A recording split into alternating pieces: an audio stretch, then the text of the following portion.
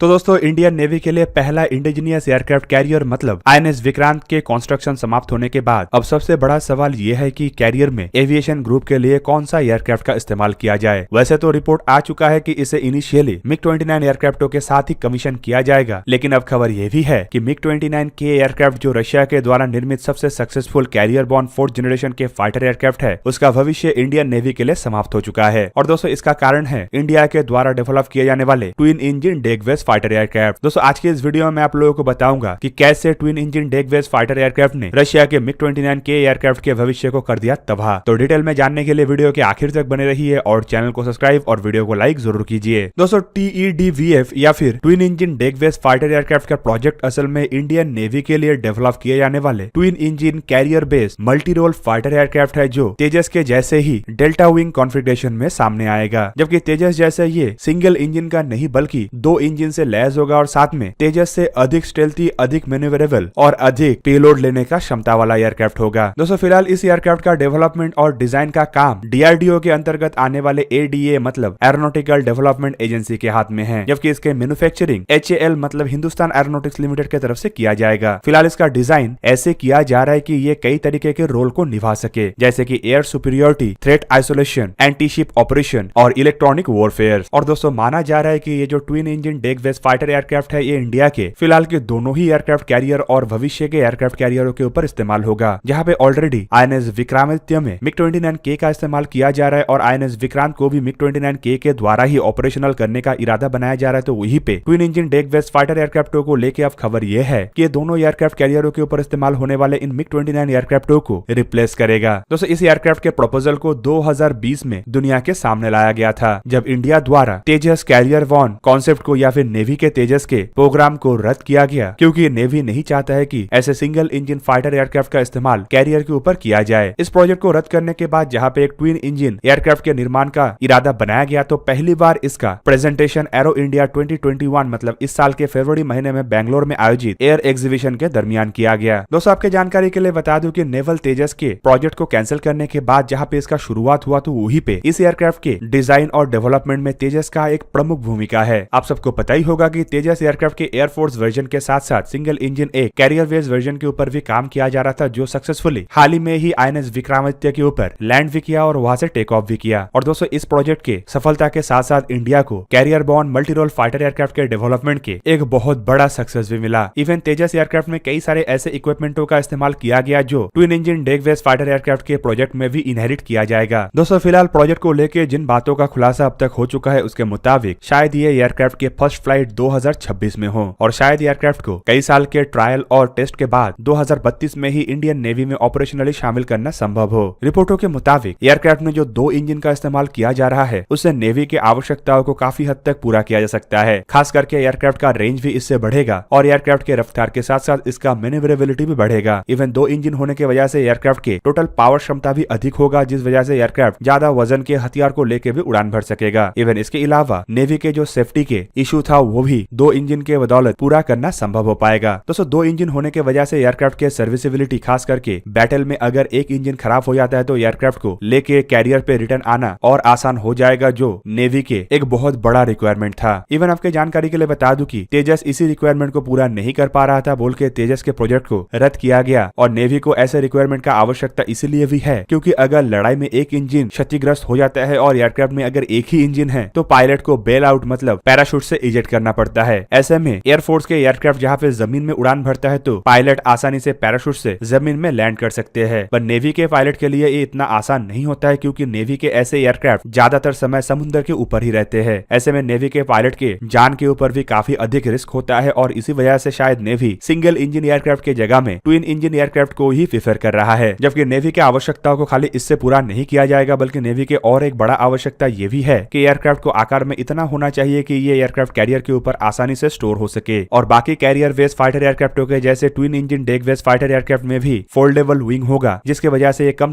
जगह में स्टोर किया जा सकेगा और नेवी ऐसे ज्यादा से ज्यादा एयरक्राफ्टों को कैरियर के ऊपर इस्तेमाल कर सकेगा। इवन इसके अलावा इरादा यह भी बनाया जा रहा है कि एयरक्राफ्ट को ज्यादा से ज्यादा स्वदेशी हथियारों से लैस किया जा सके, ताकि यह स्वदेशीकरण को और मजबूत कर सके। दोस्तों 2020 में ADA के द्वारा घोषणा किया गया था कि ADA एक नया कैरियर बॉर्न फाइटर एयरक्राफ्ट का डेवलपमेंट करेगा, जो बेसिकली 2016 2016 में इंडियन नेवी की तरफ से जारी किया गया multi role carrier based fighter aircraft के रिक्वायरमेंट के जवाब में ही था। इंडियन नेवी 2016 में एक रिक्वायरमेंट को इशू किया था जिसके मुताबिक नेवी के द्वारा MiG-29 एयरक्राफ्टों को भविष्य में रिप्लेस करना है। इवन एडीए की तरफ से यह भी जानकारी दिया गया है कि एयरक्राफ्ट के डेवलपमेंट के दरमियान LCA नेवी मतलब तेजस एयरक्राफ्ट के नेवल वर्जन एयरक्राफ्ट से मिला हुआ एक्सपीरियंस को भी बड़े मात्रा में इस्तेमाल किया जाएगा और गवर्नमेंट के तरफ से प्रोजेक्ट को 2020 के गर्मी के दरमियान ही अप्रूवल दिया गया। दोस्तों रिपोर्टों के मुताबिक इस एयरक्राफ्ट के डिजाइन में PGO मतलब पावर जनरेशन ऑप्टिमाइजेशन का भी इस्तेमाल किया जाएगा जो एयरक्राफ्ट को एक एडिशनल लिफ्ट भी देगा। जबकि फिलहाल के रिपोर्ट के मुताबिक एयरक्राफ्ट के डेवलपमेंट फेज में इसमें F414 मतलब जनरल इलेक्ट्रिक के द्वारा निर्माण किया हुआ उन इंजनों का इस्तेमाल किया जाएगा जो तेजस मार्क 2 प्रोजेक्ट के लिए भी सिलेक्ट किया गया है। जबकि इसके अलावा इसमें फेज एरे रडार का भी इस्तेमाल किया जाएगा जो एयरक्राफ्ट के मैक्सिमम कॉम्बैट कैपेबिलिटी को सर्व करने में मदद करेगा। जबकि खबर यह भी है कि एयरक्राफ्ट के पास करीबन 8 टन पेलोड का क्षमता होगा जिससे एयरक्राफ्ट में इस्तेमाल होने वाले 13 एक्सटर्नल हार्ड पॉइंटों में कैरी किया जा सकेगा। दोस्तों ये जो 13 एक्सटर्नल हार्ड पॉइंट है इनमें 2 विंग टिप हार्ड पॉइंट भी होगा जो तेजस एयरक्राफ्टों में नहीं है। फिलहाल ये 2 विंग टिप हार्ड पॉइंट को लेकर यह भी कहा जा रहा है कि ये हार्ड पॉइंट सिर्फ एयर टू एयर मिसाइलों को ही कैरी कर सकेगा। जबकि एयरक्राफ्ट के कई सारे खासियतों को देखते हुए ये भी बताया जा रहा है कि शायद एयरफोर्स के लिए भी twin engine deck based fighter aircraft के बेस पे एक एयरक्राफ्ट का निर्माण किया जाए जिसे अभी से ओमनी रोल कॉम्बैट एयरक्राफ्ट का मतलब ORCA का भी नाम दिया जा रहा है। पर फिलहाल ये प्रोजेक्ट टोटली स्टडी के अंदर है, मतलब अभी भी इस प्रोजेक्ट को लेकर सोच विचार ही किया जा रहा है। जबकि इंडियन एयरफोर्स के भविष्य के आवश्यकताओं को देखा जाए तो 2030 से 2050 के अंदर इंडियन एयरफोर्स को करीबन 750 नया एयरक्राफ्टों की आवश्यकताएं है। ऐसे में तेजस मार्क 1A और मार्क 2 के बाद AMCA जैसे प्रोजेक्ट जहाँ पे इंडियन नेवी को काफी हद तक मदद कर सकता है तो वहीं पे twin engine deck based fighter aircraft के बेस पे अगर ओमनी रोल कॉम्बैट एयरक्राफ्ट का निर्माण किया जाता है तो ये AMCA के कॉम्प्लीमेंट के रूप में भी इस्तेमाल किया जा सकेगा। जबकि फिलहाल कुछ स्टडीज में यह भी जानकारी दिया गया है कि अगर twin engine deck based fighter aircraft के बेस पे ORCA का निर्माण किया जाता है तो ये डेक बेस्ड फाइटर एयरक्राफ्ट की तुलना में 1 से 1.5 टन हल्का हो सकता है क्योंकि इसमें कई सारे ऐसे इक्विपमेंटों का इस्तेमाल नहीं किया जाएगा जो basically career based fighter aircraft में ही इस्तेमाल किया जाता है। साथ में कई सारे ऐसे इक्विपमेंटों का भी इस्तेमाल किया जाएगा जो लैंड बेस्ड फाइटर एयरक्राफ्टों में हल्का होता है जैसे कि इसके लैंडिंग गियर या फिर टेल सेक्शन में लगा हुआ लैंडिंग हुक। और इस वजह से अभी से ही बताया जा रहा है कि शायद twin engine deck based fighter aircraft का कीमत लैंड बेस्ड वर्जन की तुलना में थोड़ा अधिक हो। रिपोर्टों के मुताबिक twin engine deck based fighter aircraft का कीमत $72.5 मिलियन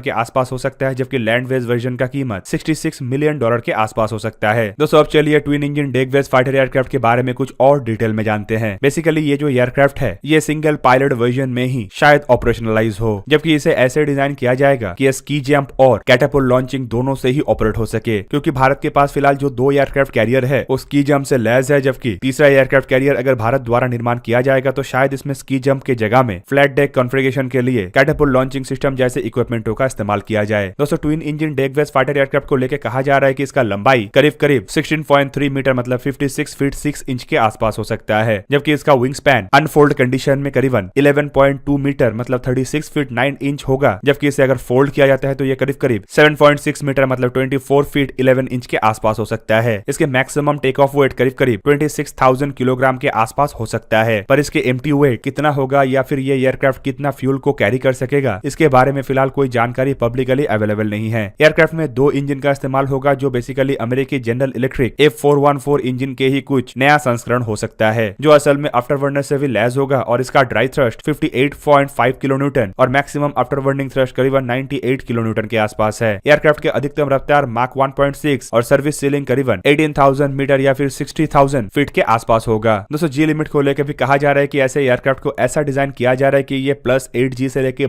-3G तक दबाव को झेल सके ताकि पायलट बेहतरीन परफॉर्मेंस और बेहतरीन मैन्युवरेबिलिटी का इस्तेमाल करते हुए दुश्मन को आसानी से चकमा भी दे सके और दुश्मन के ऊपर हावी भी हो सके। दोस्तों एवियोनिक्स के बारे में फिलहाल ज्यादा कोई जानकारी पब्लिकली अवेलेबल नहीं है लेकिन माना जा रहा है कि इसमें ज्यादा से ज्यादा स्वदेशी एवियोनिक्स का इस्तेमाल किया जाएगा जिनमें उत्तम active electronical scan error radar भी हो सकता है। तो दोस्तों ये था आज का वीडियो। अगर आपको वीडियो अच्छा लगा तो लाइक कीजिए और मेरे चैनल को सब्सक्राइब कीजिए और साथ में बना हुआ बेल आइकन को भी प्रेस कर दीजिए ताकि आप मेरा वीडियो देख पाए सबसे पहले। जय हिंद।